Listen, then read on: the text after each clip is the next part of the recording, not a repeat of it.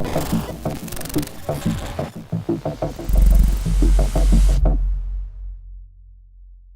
welcome back to Silence TV. I am still Matt Stevenson, now with very special guest Cherie James. I think you may have the most interesting thing on your CV of anybody that we've spoken to. A PhD in neuroscience. Correct. How does a girl go from Australia, PhD in neuroscience, now in Las Vegas for Black Hat, working with Silence? Yeah, so I kind of had a very normal or standard start. I went to college, did a Bachelor of Science in Mathematics, loved it so much that I wanted to progress and explore a research career. And I was fortunate enough to actually be involved in a lot of actual research, real life projects with some of my professors at university, and that progressed to a doctorate. Again, I was offered a scholarship and I thought, absolutely, why not?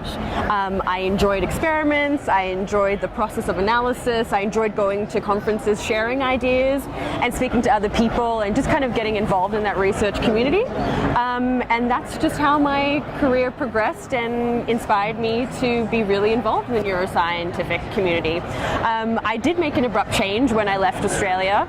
I moved to the UK to do some postdoctoral studies, and then I kind of just made the change to jump into cybersecurity, and here I am now at Black Hat.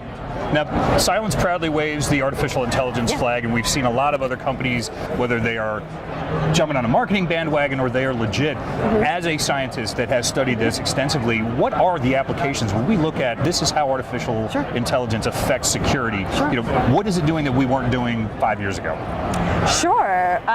You know, from my personal background, I was an electrophysiologist. So for me, looking at the behavior between the brain and the body and seeing how they interact. And of course, you know, in cybersecurity and IT in general, we obviously try and mimic the activity of the brain because it's incredibly efficient, it's incredibly intelligent, and just the applications of artificial intelligence and machine learning from even a medical perspective, not even looking at cybersecurity, has really afforded us the greatest breakthroughs in technology by way of analysis, by way of being able to reach out and see things that we weren't able to see or even diagnose or identify beforehand.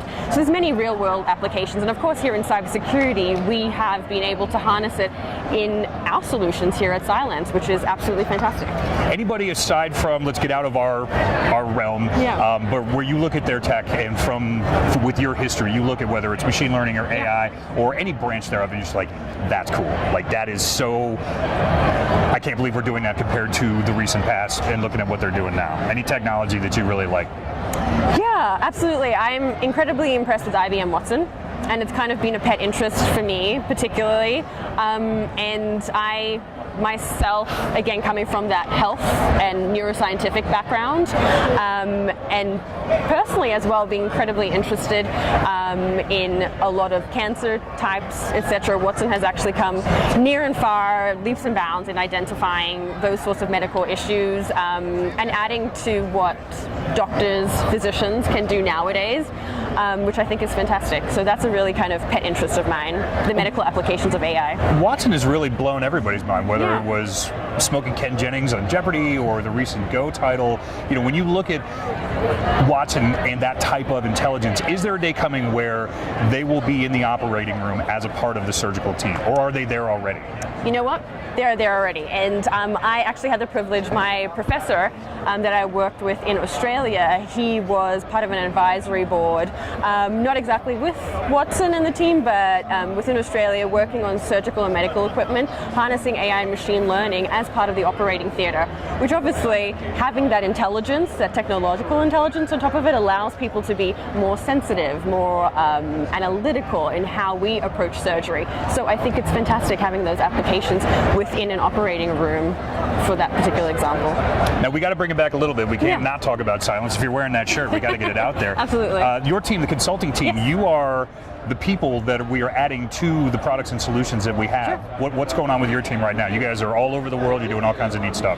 Absolutely. We have an absolutely global presence, EMEA, Middle East, APAC as well, and not to mention North America. We have a fantastic team, and as you know, like Stuart and our board and all our executives, they come from both private, public, and really have a wealth of experience in between all of them. So really contributing and giving the value add to to our customers above and beyond what we just do with our solutions.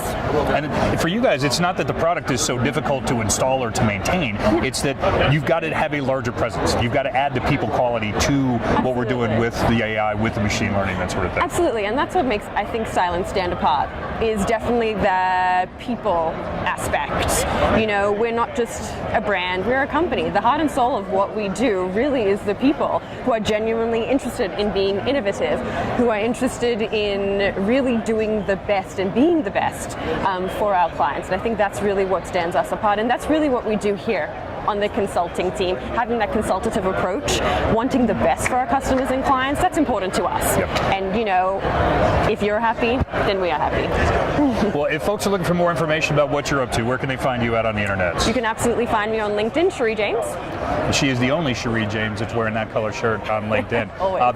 Make sure also that you check out Cylance.com. We've got a lot of great information about what the consulting and services team, everything they've got going on, as well as the products. More stuff like this, check us out at threadvector.cylance.com. That's where we've got podcasts, videos, instructional stuff, blogs, white papers. I've ran out of marketing spiel. You can find us on the Twitters at Cylance Inc. and Cylance Insider. My name is Matt Stevenson. You can find me at PacMatt73. Come on back.